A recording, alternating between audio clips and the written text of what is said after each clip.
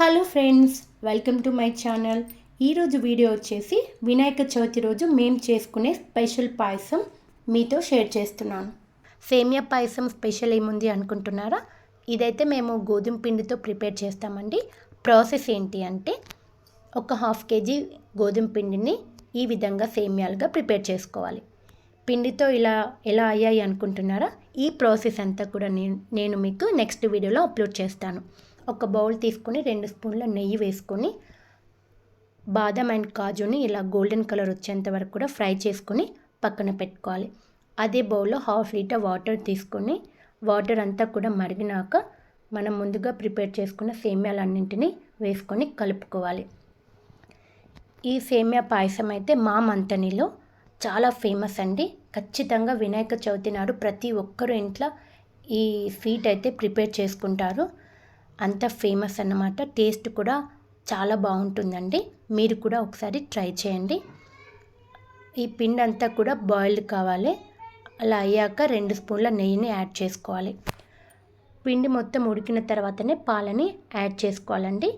ఉడికిందా లేదా ఎలా తెలుస్తుందంటే సేమ్యాలన్నీ కూడా లావ్ అయిపోతాయండి. అలా లావ్ అయ్యాయి అంటే ఉడికినట్టే అన్నమాట. అలా ఉడికిన తర్వాత పాలను యాడ్ చేసుకొని కలుపుకోవాలి. సో ఈ పాయసానికి పాలు కొంచెం ఎక్కువనే పడుతుందండి. పాలు ఎందుకంటే గోధుమ పిండితో ప్రిపేర్ చేస్తున్నాం కాబట్టి పిండి అంతా పాలను అబ్జర్వ్ చేస్తుంది. చల్లారిన కొద్దీ గట్టి పడుతుంది. అందుకే పాలు ఎక్కువగా యూస్ చేయాలి. డ్రై ఫ్రూట్స్ అన్నీ కూడా ఇలా పౌడర్ చేసి పక్కన పెట్టుకోవాలి. 1/2 kg గోధుమ పిండి కదండి. సో కేజీ షుగర్ అయితే యాడ్ చేస్తున్నాము.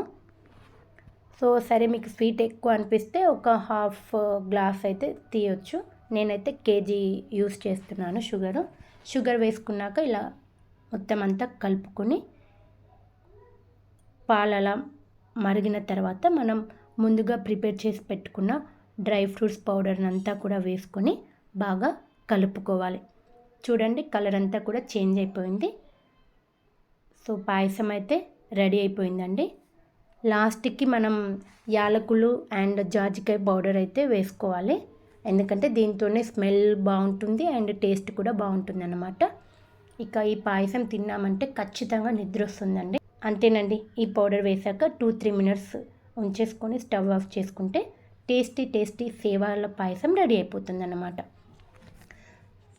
మేమైతే వినాయకునికి నైవేద్యంగా సేమ్యా పాయసం అండ్ ఉండ్రాళ్ళు పొట్లకాయ పచ్చడి అయితే చేసుకుంటామండి. సో మా కాంబినేషన్ మీకు నచ్చిందా? అయితే లైక్ చేయండి, షేర్ చేయండి, మా ఛానల్ని సబ్స్క్రైబ్ చేసుకోండి. Thanks for watching.